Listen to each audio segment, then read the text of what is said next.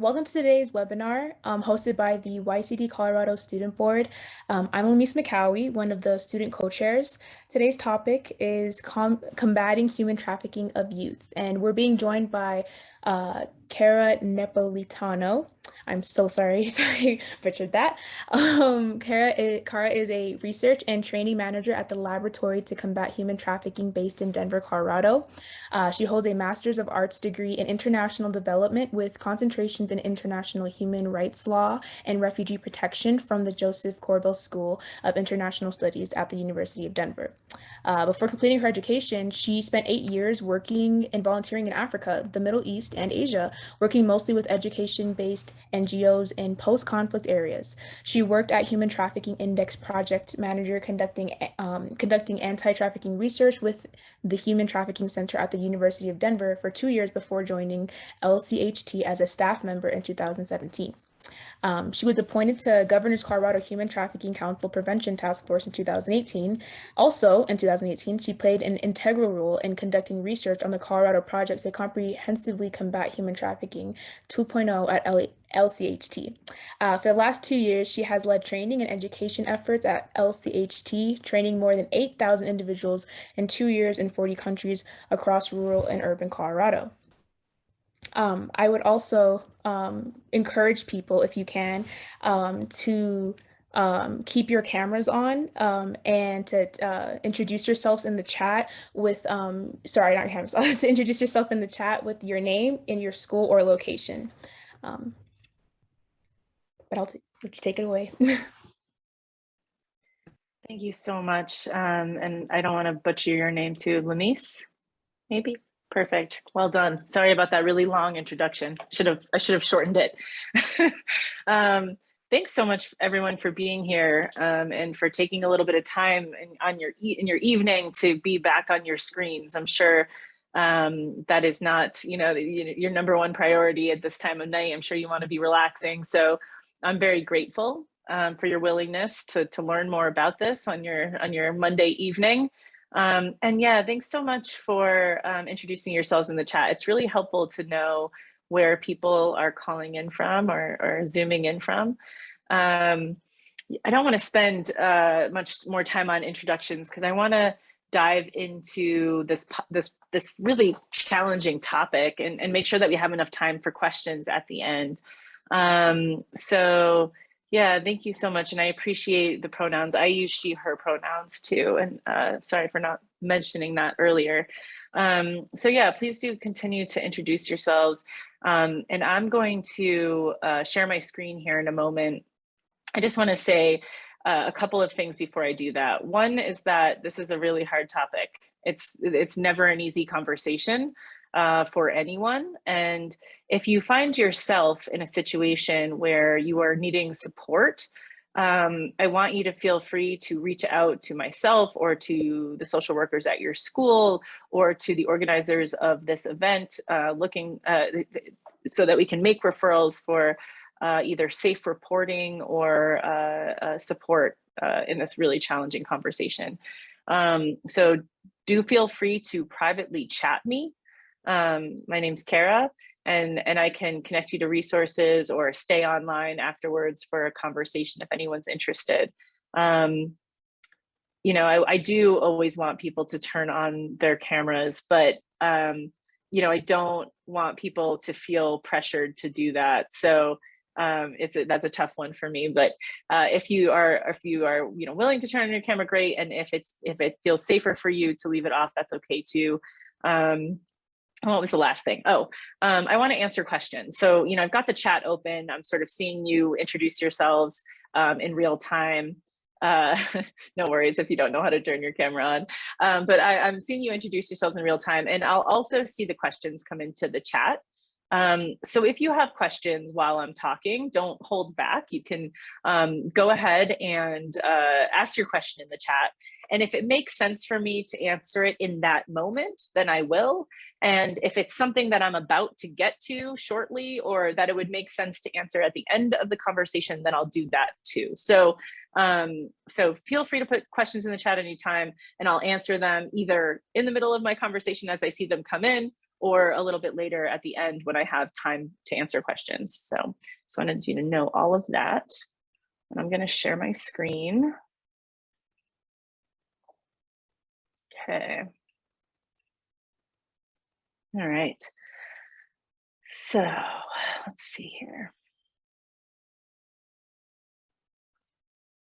So as Limi said, I work for an organization called the Laboratory to Combat Human Trafficking. We are based in Denver, but we travel statewide, meaning I personally actually travel all over the state, really into rural and urban and frontier communities, training healthcare providers and law enforcement officers and teachers and sometimes students on how to recognize human trafficking when it's happening in their own communities. And so since I've been doing that now for about 4 years here in Colorado, I've got a pretty good handle on the types of human trafficking that we see across the state and how that changes in different regions of the state and what the response and the support looks like in those regions. So if you do have questions that are specific to the school that you go to or the part of Colorado that you're from, I can likely answer those. Yeah, I don't have all the answers, but I can do my best. Let's see what else. I guess I'll leave that there for now. This is what I hope to review. So we've got about an hour together, a little less than an hour now. And I want to make sure first off that we're all on the same page about what human trafficking actually is. So we'll talk through definitions, we'll talk through vulnerabilities, and specifically what the vulnerabilities for young people are. You'll hear me use the word youth, you'll hear me use the word young people. I try not to use the word child, but I sometimes do from a legal perspective, it's important. So when I'm talking about young people and youth, I'm not just talking about people who are under the age of 18. I'm really just talking about young people. So people in their early 20s also, whose brains aren't fully developed yet. People's brains don't fully develop until they're 25 or 26 years old. So I think anyone under that age is probably considered young. And that's who I'm referring to. So it's not that this only affects people under the age of 18. And I don't want you leaving here thinking that that's the case. So we'll talk about definitions. We'll talk about vulnerabilities for young people. And then I'll be sure to refer you to resources where you can either learn more or report concerns that you may have about yourself or a friend, someone else that you know in your school, and I'll provide you with some opportunities to get involved, and then we'll have a little bit of discussion. So, as I said, this term human trafficking is often misunderstood. It's really likely that you've heard of it, and that's probably why you're here today. But maybe you heard about it on social media or maybe on TV or in a movie or something, and there's nothing wrong with that.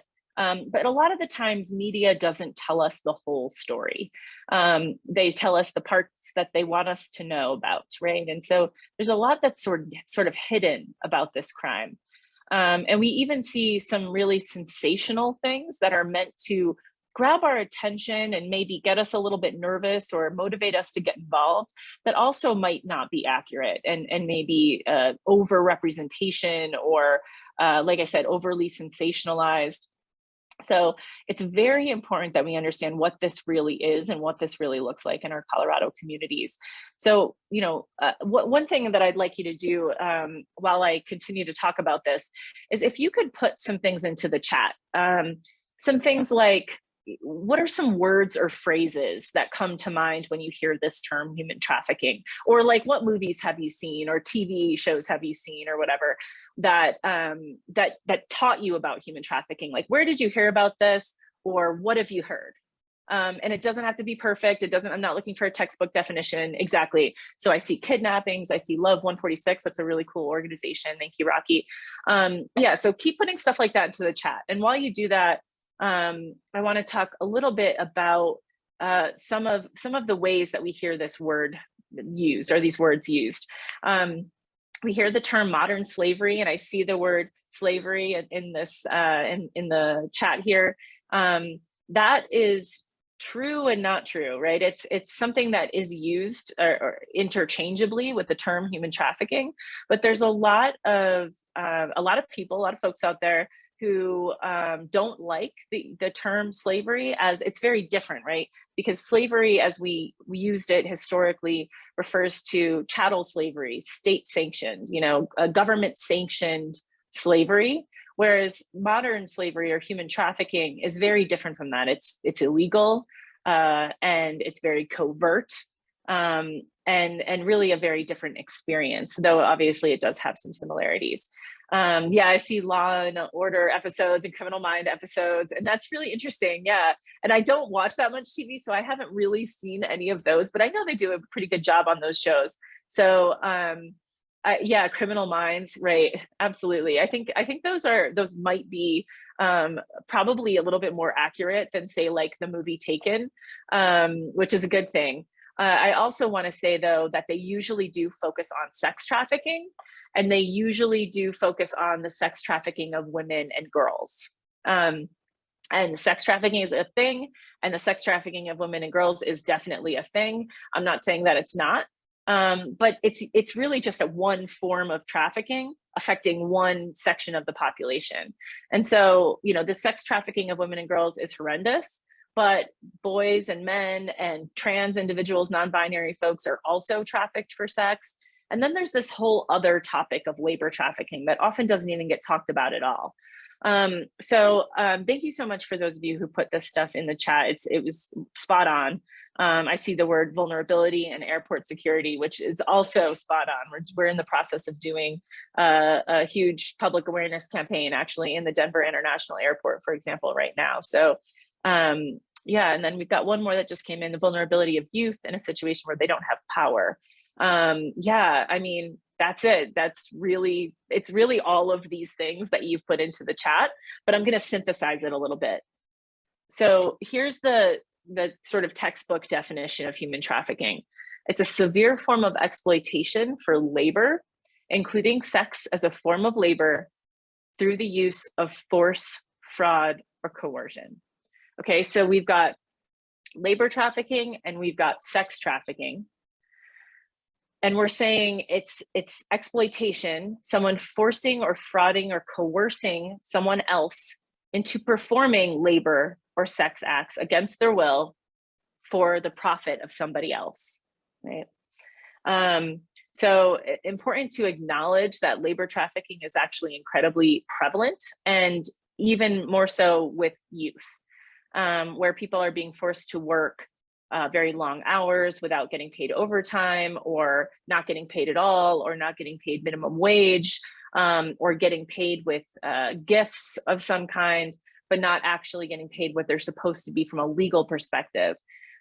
We also see people being forced to commit crimes like forced shoplifting or forced begging. Sometimes there are rings of people forcing young people to shoplift or to beg on the street for money, or even to sell drugs or move drugs. We call it muling. Those are crimes being committed, but since they're being forced or frauded or coerced by somebody else, and somebody else is profiting off of them, those are forms of forced labor. We also, of course, see young people being trafficked for sex. So we're going to talk about young people being trafficked for sex or labor today, and we're going to be referring to all genders, all ages, all different vulnerabilities. And I saw that a number of people mentioned the word vulnerability, and I think that's really cool because that's what this is about. So I want you to be thinking about the vulnerable people in your community. I see that you're from kind of all over the state, and I have to admit, I don't know where all of these schools are, so I don't know exactly where you're calling in from. I know where a few of them are, but think about the vulnerable people in Longmont. Think about the vulnerable people in the southeast part of Denver, where some of you are from. Where are they? Are they living on the street? Is it people who are experiencing homelessness or people who are using drugs? What kind of vulnerabilities do you see in your communities? And I just want you to hold that. I want you to be thinking about those individuals, because those are the individuals who are usually targeted because they hold those vulnerabilities, right? So we've got 3 categories of trafficking in the United States and here in Colorado. And that's what you're looking at on your screen right now. Now, you don't need to memorize this. The three categories are kind of simple. It's sex trafficking of minors, sex trafficking of adults, and labor trafficking of both minors and adults. The reason why sex trafficking is parsed out into two different categories is because we actually made an exception for this category. So probably many of you, if not all of you, are under the age of 18, right? Anyone under the age of 18 involved in any form of commercial sex is by definition a victim of human trafficking in our country. That's not true in every country. The laws are a little bit different everywhere you go. But here in the US and here in Colorado specifically, anyone under the age of 18 involved in a commercial sex act. So what I mean by that is somebody is profiting off of it. Money is being exchanged, or something else of value is being exchanged for the sex act. So for drugs, or for a place to stay, or for a ride, or for a bus ticket, or for a new hairdo, or some gifts, a shopping spree. If someone is exchanging anything of value for sex, that makes it commercial. So it's not love. That's not what we're talking about. We're talking about something commercial. If you're changing anything of value for sex, any sex act, so it could be prostitution, it could be sex, but it could also be, webcamming, pornography, stripping. Changing anything of value for any sex act, if you're under the age of 18, means you're a victim of human trafficking in our country. A lot of young people who are engaging in commercial sex acts under the age of 18 do not self-identify as victims, right? So some people are doing it to make money and they consider it consensual. And in some cases it may be, right? You're consenting and so you've decided it's okay. But those situations can really put people in danger of something non-consensual happening. Like, I've got this video of you doing XYZ, and now if you don't do something worse or something more explicit, I'm going to take this video and send it to your mom. I'm going to put it all over Facebook. I'm going to tell everybody what a slut you are, right? Something like that. So even when it starts out as consensual, it doesn't always end up that way. And that is why it's illegal, because we've decided that young people under the age of 18 don't have the cognitive ability to consent to commercial sex. So even when you say you're consenting, you can't. That means you're a victim of human trafficking, right? So many people probably heard about the Jeffrey Epstein case, famous rich guy who was finding young kids, 13, 14, 15, 16 years old to have sex with, paying them money. Those individuals were victims of human trafficking, even though they didn't know it at the time, right? This happens with a lot with people who are vulnerable, who maybe are running away from home or living on the street, or are maybe using drugs and maybe have an addiction. Often those individuals are targeted for this kind of situation because they have a lot to lose, and they maybe don't have a place to stay or anyone else that can meet their needs. So it usually doesn't look like it does on TV or in the movies, although, as I said, I haven't seen the Criminal Minds episodes, but it usually isn't someone kidnapping someone else. Usually it's somebody they met online, or it's somebody that they consider to be a good friend or a boyfriend or a girlfriend, or it's a parent or guardian. It's pretty insidious. It's pretty heavy. But a lot of these cases of child sex trafficking, commercial sex acts of minors, are being perpetrated by the parents. So about 50% of sex trafficking cases are the parents selling their kids. So again, it's not always, this scary, creepy perpetrator. Sometimes it is, and other times it's the parents, and they're hiding it really well, and the kid's still going to school, and they're being pimped out at night by their parents, something like that. So it really does look a little bit different than we usually picture it. For those who are over the age of 18, that's when we're saying there have to be force, fraud, or coercion present.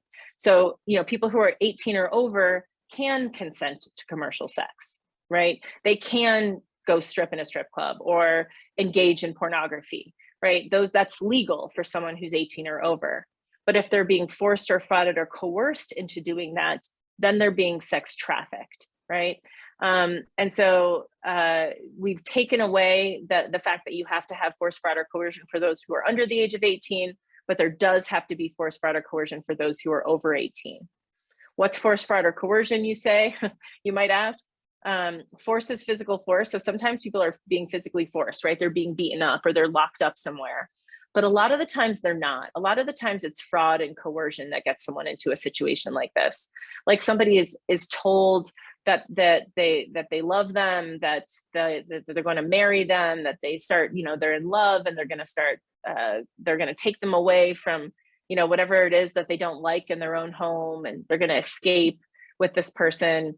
And then that person turns out to be a trafficker 2 or 3 months later, after they've already developed a relationship, after the young person thinks they're in love, the relationship starts to shift and they're being asked to do things that they didn't think they would have to do. That's fraud, like a fraudulent promise of love. Another example of fraud would be a fraudulent job opportunity. Someone offers you some great job, but then it turns out that you actually have to be performing sex acts or something like that. Or they offer you some great job and then you aren't getting paid what you were promised, or maybe you're not getting paid at all. That would be a labor trafficking situation, right? So that's fraud. Coercion are threats of physical violence, threats of violence against your family members, threats of deportation.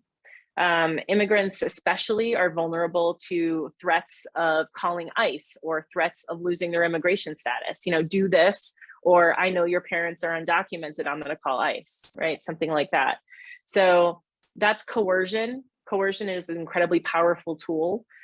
Using a video or a picture of somebody as leverage to force somebody to do something else is a form of coercion. This is really common with young people.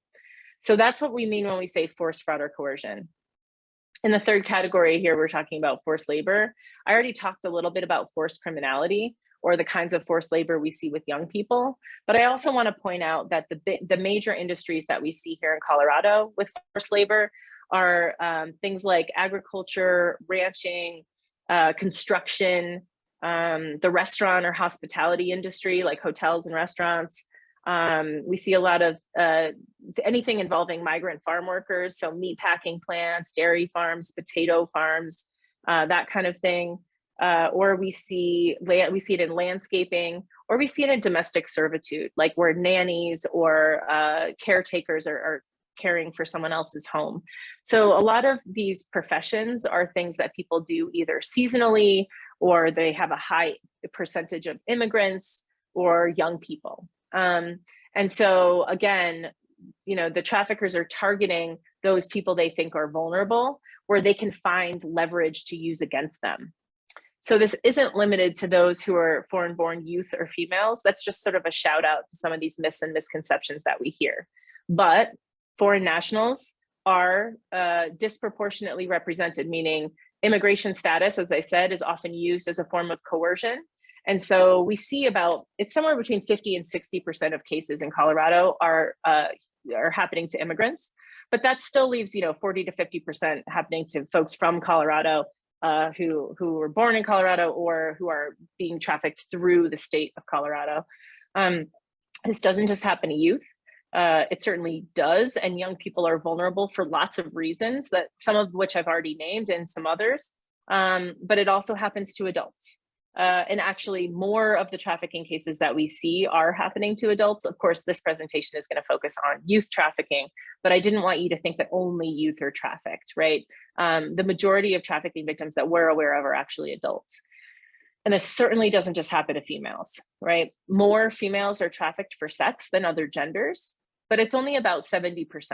So about 30% of sex trafficking cases are trans individuals, especially trans women, or males or non-binary folks. Again, just something to remember. When it comes to labor trafficking, all genders are trafficked for labor. Doesn't matter what gender you are. So this is happening to all ages, all genders, all demographic backgrounds.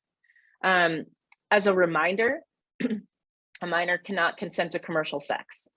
So even when you consent to commercial sex, you legally can't. Just like you legally can't vote or whatever, So even when young people say that they're consenting, they actually can't. And those individuals are in fact victims of human trafficking. Where an adult purchases sex from a minor, even when they thought the minor was an adult, that's not a defense. They would still be arrested for that crime. When it comes to labor trafficking, we do need to prove force, fraud, or coercion for minors. So there's no exception to that. So you can consent to labor, but you have to be paid, right? So we're not saying that you can't consent to labor. We're just saying if you're being forced or frauded or coerced into that situation, then you are being labor trafficked. This is another way to think through this definition. So there has to be one action listed here, one of the means listed here, and for this purpose, for it to be trafficking. By far and away, the most common action is recruitment. So again, be thinking about the vulnerabilities in your own communities. People are recruited because they're vulnerable. So traffickers go to the places in our communities where people are vulnerable. Here in Denver, it might be on the 16th Street Mall, where a lot of homeless kids hang out.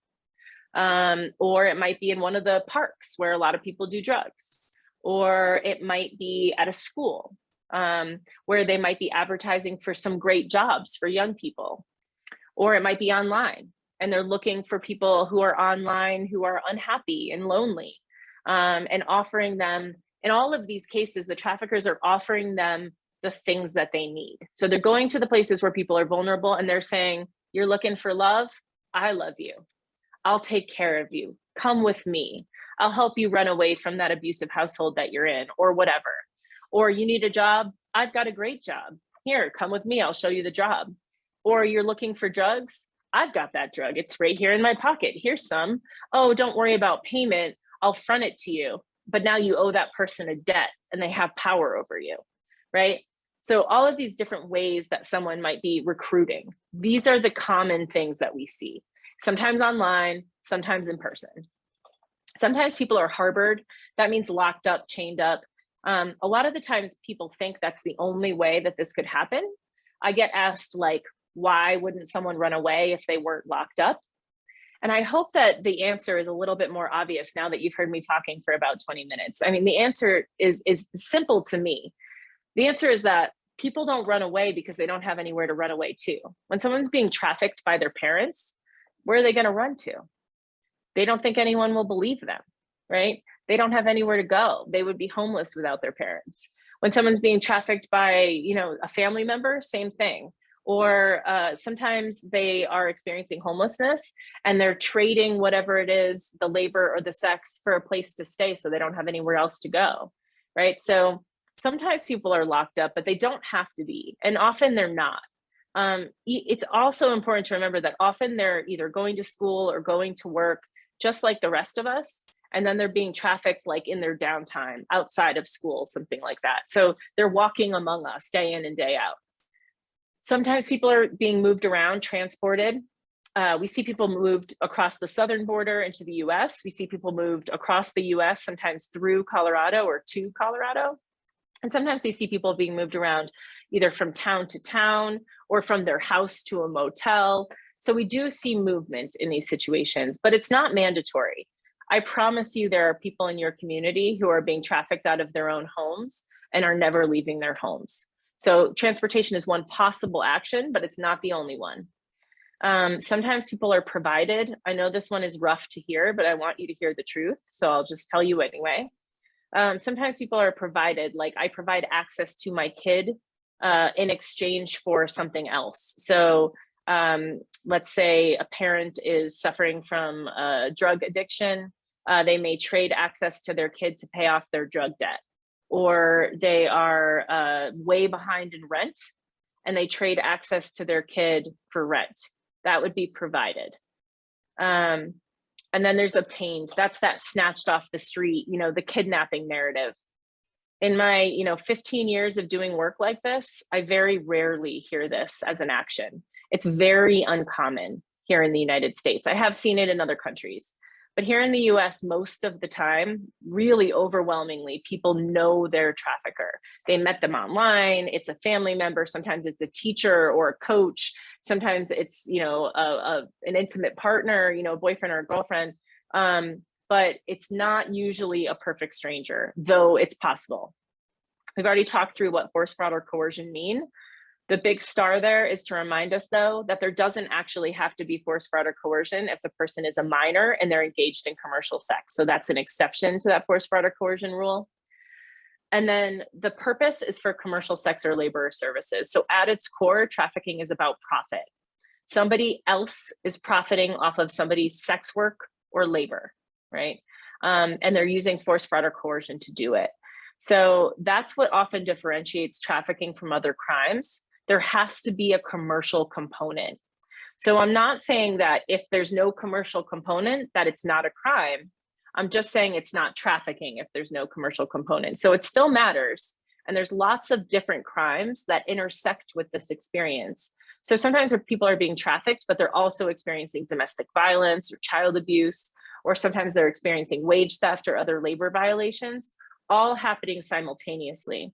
Or sometimes they're experiencing something similar to trafficking, but if there's no commercial component, it's not trafficking, it's some other law that's being broken, some other abuse that they're suffering from. So again, I don't want you leaving here thinking, well, if it's not trafficking, it doesn't matter, or there's no help out there. There is. But for it to be trafficking, there has to be an action and a means and a purpose, and they have to be listed here on the screen right now. Okay. So we've got these things in our society that are pushing people into precarity, pushing people into that vulnerability that we've been talking about. People who've experienced abuse or neglect or isolation. Well, they're looking for love. They're looking for relationships with other people, right?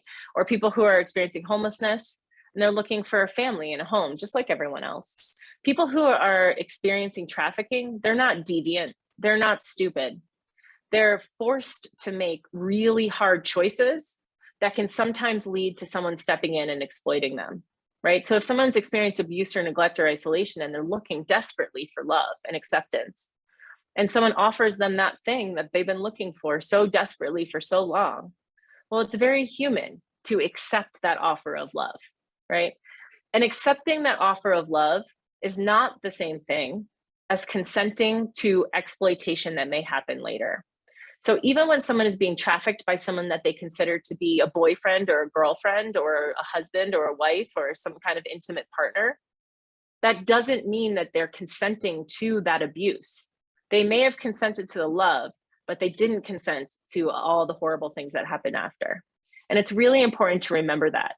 Getting in that car, you know, the person who's experiencing homelessness, who's offered a ride, it's snowing outside, and someone says, you know, come with me, get in my car and I'll take you to my home.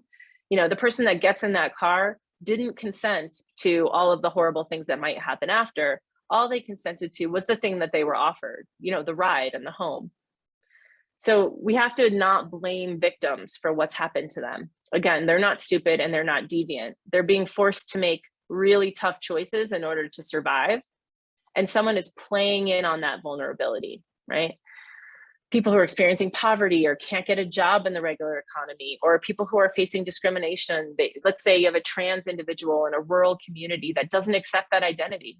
Their parents have rejected that identity. Their friends and family have rejected that identity, and they're feeling isolated and alone. And they're reaching out for love and acceptance online. And someone finds them and offers them that love and acceptance. It's very human to lean into that. It doesn't mean that they then accept or consent to what might happen from that person that they decided to meet in person, that they met online, right? I have this child welfare thing on there. I'm not suggesting that everyone who's involved in the child welfare system is being trafficked, or that child welfare is trafficking anyone. That's not what I'm suggesting. But I am suggesting that individuals who are in the child welfare system, especially young people who are in the foster care system, are vulnerable, right? They've already experienced that abuse or neglect or isolation that's led them to be engaged in the child welfare system. And now they're also in the foster care system and potentially being moved around without their say, or being forced, you know, sort of having no control over their own life in many cases. I want you to read this quote here, and I'll read it to you for those of you who aren't looking at the screen. Being in foster care was the perfect training for commercial sexual exploitation. I was used to being moved without warning, without any say, not knowing where I was going or whether I was allowed to pack my clothes. After years in foster care, I didn't think anyone would want to take care of me unless they were paid. So when my pimp expected me to make money to support the family, it made sense to me. So in a lot of these situations, this kind of behavior is normalized. Young people in the foster care system are often told that this is their only way that they're going to survive, that they have to contribute to the household. Again, I'm not suggesting everyone in foster care is in this situation, not by any means, just the vulnerability is there. So when we're thinking about, how do young people end up in these situations, there are so many ways.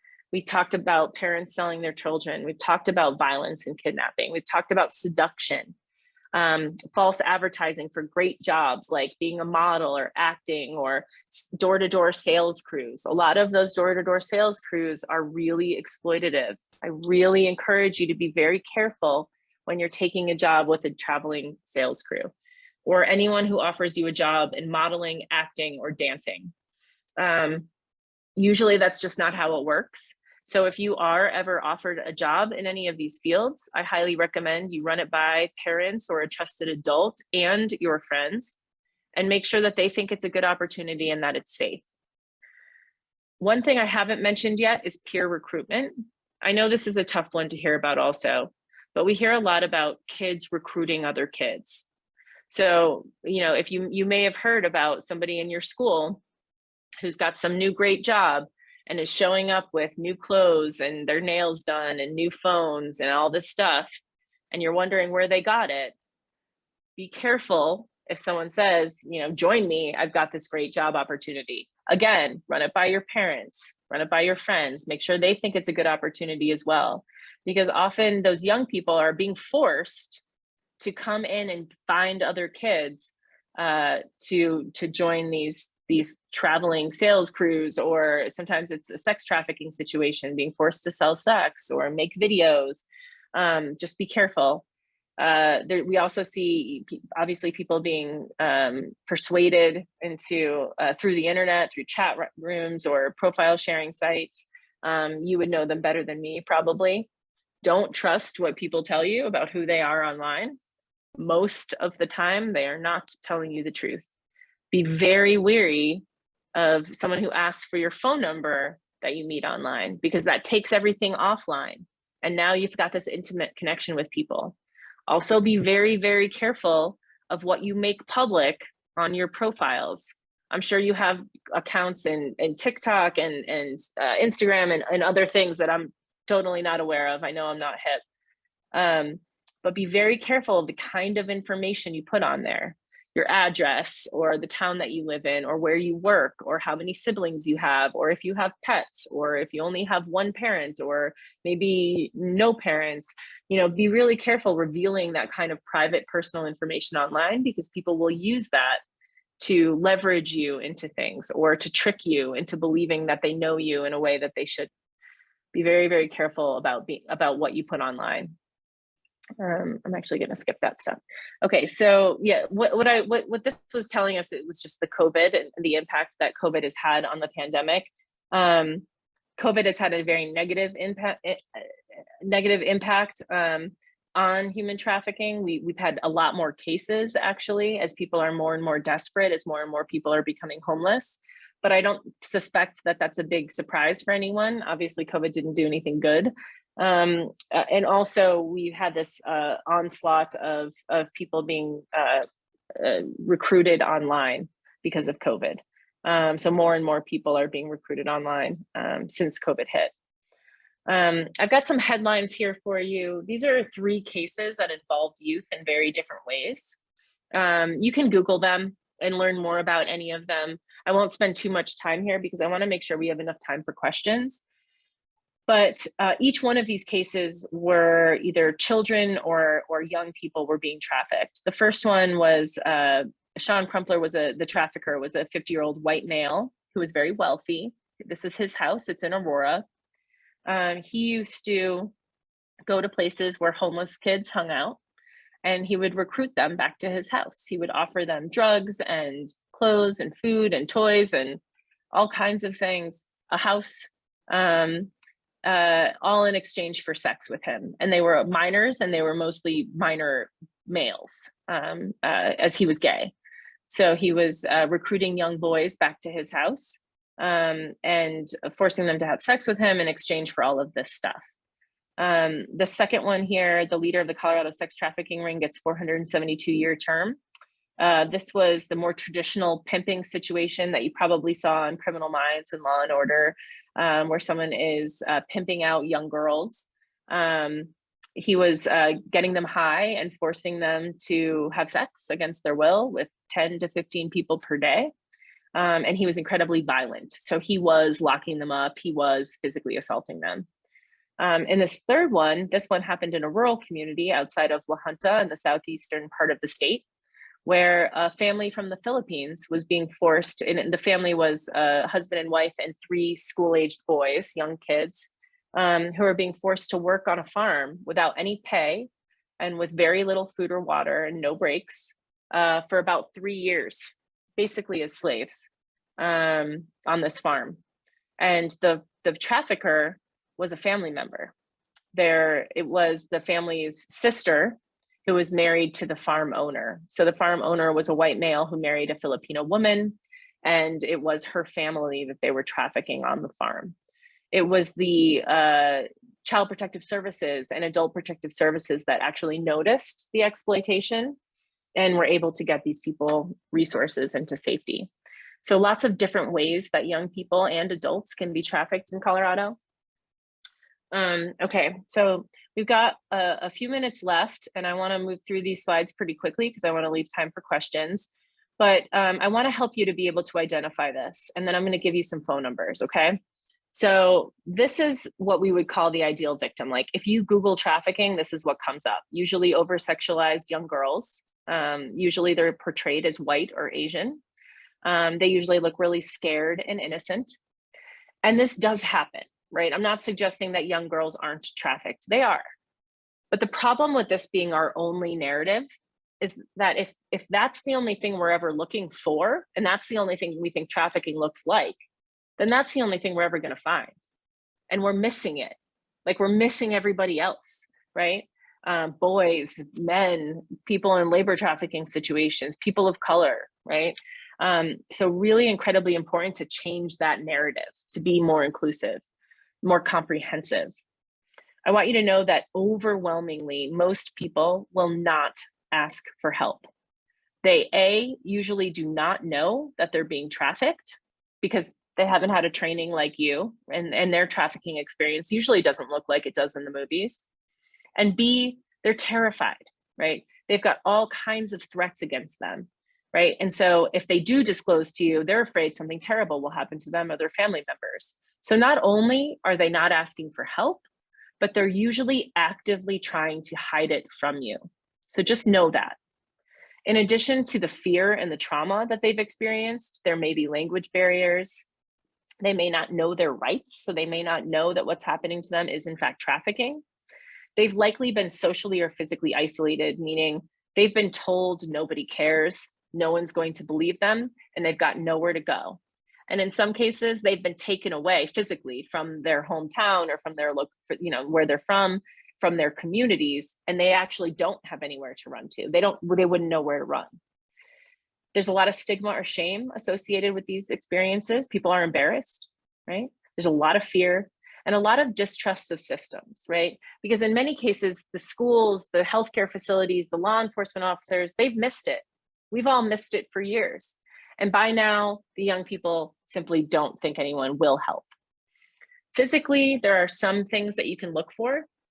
Unexplained injuries, an injury that didn't heal properly, like you can tell that someone needed to get stitches, but they never got stitches, and you would question why they didn't go and get stitches, and it's probably because healthcare was being withheld from them. They weren't allowed to go seek healthcare when they needed to. A lot of malnutrition, because malnourishment in general, because food and water and sleep is often withheld. So a lot of people are not being allowed to sleep at night and not given enough food or water because people who are hungry, tired, and thirsty are less likely to run and more likely to do what you say. So we see people being kept up for days at a time. Sometimes that is instigated with or exacerbated by forced drug use. So people are being kept up with very little food or water, and then they're being forced to use drugs. And this can result in a lot of negative mental health outcomes, a lot of memory loss, a lot of exhaustion. Anyone who has repeated, sexually transmitted infections, repeated pregnancies or abortions, We do see some tattoos when it comes to sex trafficking. Those are usually head, neck, face tattoos or hand or foot tattoos, not always, but often. We see a pimp's name with date of initiation, or we see queen's crowns. That's a very common one, a crown. Or we see suits, like card suits, like hearts, diamonds, clubs, spades. Now, it doesn't mean that everyone with this kind of tattoo is being trafficked. I mean, I don't want to send anyone into panic, right? But what you can do when it comes to tattoos is ask somebody about it. Hey, what's that tattoo mean, right? Because almost everybody has a really good reason why they got a tattoo. And if they don't have a good one, if that trips somebody up when you ask them, that's kind of suspect. That's a red flag, because most people are going to have a really good story about why they got that tattoo. For young people in particular, you want to look for changes in behavior. So somebody who used to always go to school on time, who used to be a good student, but things are changing for them. They start not showing up for school. They start being really, really tired in school. If they're falling asleep in school or not paying attention, that might be because they're being kept up all night and not because they're just lazy, right? Someone who has more than one cell phone, often when people are being controlled by someone else, they've got one cell phone for their pimp or for their trafficker, and they've got another cell phone for everybody else, right? If they start talking about travel or some new great job or some new great way to make money or something new, that would be a big red flag. Some people have the means to travel, but if somebody doesn't have the means to travel and they start talking about traveling every weekend, that would be a red flag. Someone who lives with their employer or has a debt to their employer, big red flag. No young person should ever have a debt to their employer. Anyone who talks about hating their job but can't leave for some reason, but they won't really tell you why, something like that. Someone who suddenly has a very sexually explicit profile, online profile. I know everyone kind of has a sexy profile, but if it changes very dramatically and suddenly they start talking about things that they weren't talking about before online, talking about commercial sex or anything like that, those are some red flags. Unfortunately, sometimes teachers, coaches, religious leaders, people in our societies, in our community are trafficking kids. We've had cases of teachers trafficking kids here in Colorado. So again, I don't want you to be thinking that every teacher is a trafficker. It's not common, but it does happen. So this slide was created by a survivor who was trafficked by her teacher. She said to watch out for frequent attention paid to particular students, or maybe just one student. Someone who, like, where the student's behavior shifts when a possible abuser comes into the room. Someone who appears to be too comfortable with the physical touch of a teacher, because that's kind of weird, right? You don't want teachers physically touching students too often. The most important thing that this person wanted me to relay to you all is to trust your gut. Now, I'm not saying you go call 911 just because you have an inkling that someone might be trafficking someone else, but you might want to report that inkling to a trusted adult or to the human trafficking hotline, which is right here. So this is my second to last slide. I'm going to show you this one and one more, and then we have time for questions. So if you do have questions, please put those in the chat right now, and I will get to them shortly. I want you to know that there's a 24/7 human trafficking hotline. You can call and report a tip, or you can call and get resources for yourself or for a friend, okay? I want you to know that if you are under the age of 18, that we are mandatory reporters.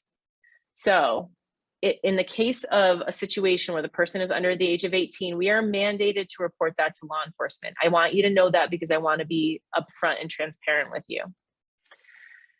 For people who are 18 or over, we are not mandatory reporters. So we leave that up to the person to decide whether or not they want to get law enforcement involved. But in the meantime, it's likely that that person is really going to need some help outside of law enforcement.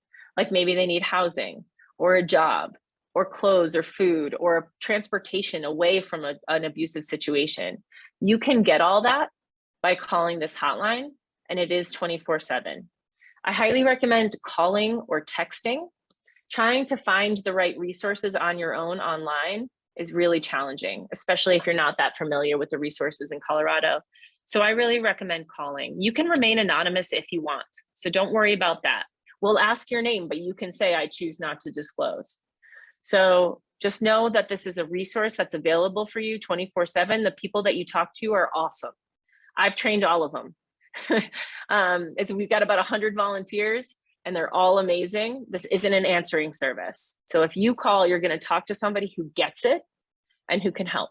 Okay. And then this is my last slide. So I want you to know that there are ways to get involved. You can invite me to your school. I train schools, I train nurses, I train doctors, I train law enforcement, I train teachers, I train parents, I train kids, young people. So it's free. All you got to do is ask. I mean, I need a little bit of notice. So you can email me anytime and I'll put my email address in the chat and I'm happy to answer questions for you. I'm happy to set up a training for your school. A lot of people need these trainings, okay? There's other fun ways that you can get involved as well that are on this slide. So before I answer that question in the chat, I am going to put my email address into the chat so we don't forget that one. So there's my email address. So I see a question in here from Rocky. What are some good organizations to donate to or partner with? Can we donate to or support LCHT directly? 100% you can donate to LCHT directly. In fact, we are in the middle of our end of the year fundraising campaign. And so I am going to put the link to donate to LCHT directly into this chat. As a matter of fact, thank you for that question. I love it. So that is my, where is it? So that right there is my personal webpage to donate to our organization. You can click on that link right now and you'll be able to see how to donate to us. Absolutely. We have, I mean, literally hundreds, like there are like 300 other organizations that we partner with. But obviously I'm going to suggest you donate to us. So I'll just leave it there. There's a million other amazing organizations you could donate to as well. I'll say that. How many young people are trafficked in Colorado every year? We simply do not have that estimate. I mean, about 5% of the calls to the hotline we get, tips to the hotline, are about young people under the age of 18. That's around about 1,000 calls per year. So that means what, 50 reports of child trafficking. The Colorado Department of Human Services, the child welfare agencies, statewide child welfare agency, gets around 300 tips of sex or labor trafficking of minors every year. So that's another 300. They're likely overlapping numbers. I'm aware of, I don't know, probably like 10 to 15 cases right now that are pending in the judiciary of child sex trafficking cases. We've had something like, I'm just tallying up some numbers right now, around 111 human trafficking convictions here in the state of Colorado since 2014 that were convictions of minors being trafficked, like adults trafficking minors. But that's how many convictions. That doesn't mean that's how many cases we've had, right? Because a lot of these cases don't get reported, and therefore we never learn about them and can't possibly arrest the perpetrators. So I gave you a few numbers, but there's no real estimate of how many generally people in Colorado are being trafficked or how many young people, because we simply don't know. But we know that there's a lot, right? We know that we've got about 350 reports and about 100, that's per year. And then about 111 convictions. That's about as many numbers as I can give you. There is a way you can volunteer with LCHT, Alicia, but you do have to be 18 or over. So I don't know if that is a lot or any of you, but what I'll do is, if you give me like just 1 second here, I'm gonna put